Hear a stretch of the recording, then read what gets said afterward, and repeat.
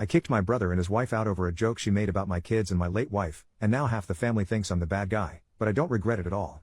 I, 36 male, am a single father to my 2 kids, who we'll call Gabriel, 17 male, and Becky, 14 female. Their mother, my wife, passed away 8 years ago after a long illness. Obviously, this was devastating for our family and we're still recovering from the loss even now. I haven't remarried or even bothered seriously dating since my wife's death, as I don't think I'll ever love anyone like I did her ever again. I miss her dearly, but I am content being single if she's not around. Also relevant to this post, the house that we live in currently originally belonged to my wife's grandfather. She inherited it when he passed, and then she left it to me in her will. It's a nice house and quite large, with 5 bedrooms and a decent amount of land as well. I have a younger half-brother, who we'll call James, 30 male. James and I share a father but have different mothers. To be honest, we've never been particularly close. Not to get too into irrelevant details, but our upbringings and our respective relationships with our father are very different, and it's always been a source of quite a lot of tension between the two of us. However, at the end of last year, James suffered from a series of pretty severe misfortunes. The company that he was working for went under, meaning that he ended up losing his job and, since he works in quite a specialized and competitive field where jobs are few and far between in the first place, he was having a really difficult time finding another one. He was the sole earner for his family, so obviously this was quite a blow for them. Several weeks after that, they experienced a house fire which left the family homeless and destroyed a lot of their belongings. Despite not being close at all, I obviously didn't want to see my family suffer in this way, and since I had the room to do so, I offered for James and his family to come and stay at my home until they were able to get back on their feet. This meant that, living in our house was as follows: myself, my 2 kids, James, his wife Laura, 31 female, and their twins Abby and Sarah, both 9 female.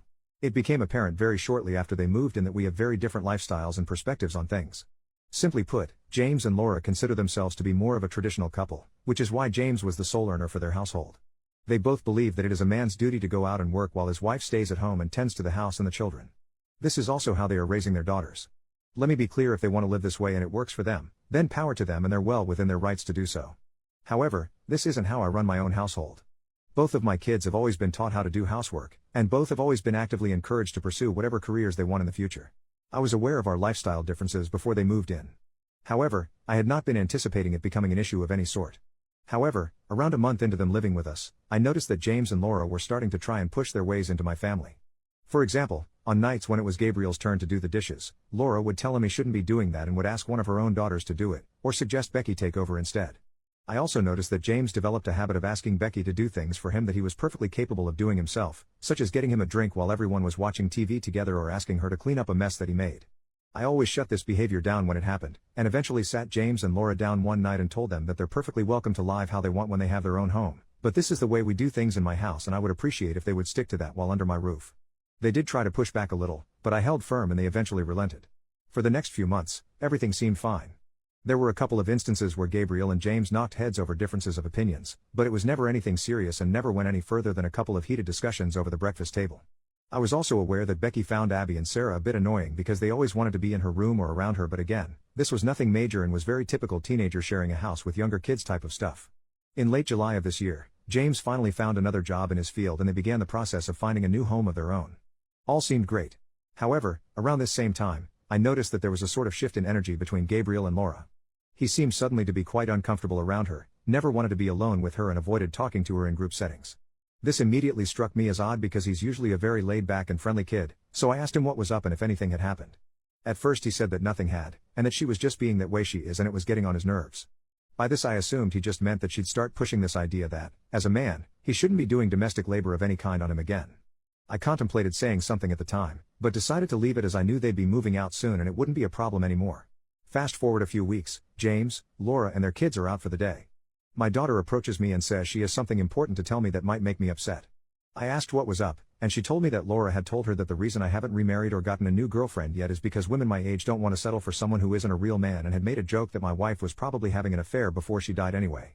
Becky also said that Laura told her I was jealous of my brother because he earned everything he had while this house was just a handout. Note, aside from inheriting the house, I have also worked for everything I have ever had, and that she feels sorry for Gabriel because I'm going to turn him into a pussy like me.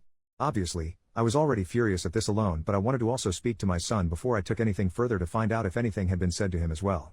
When I asked him, I found out that Laura had not only made the same jokes to him, but had offered to hire a street worker for his 18th birthday so that he could become a man.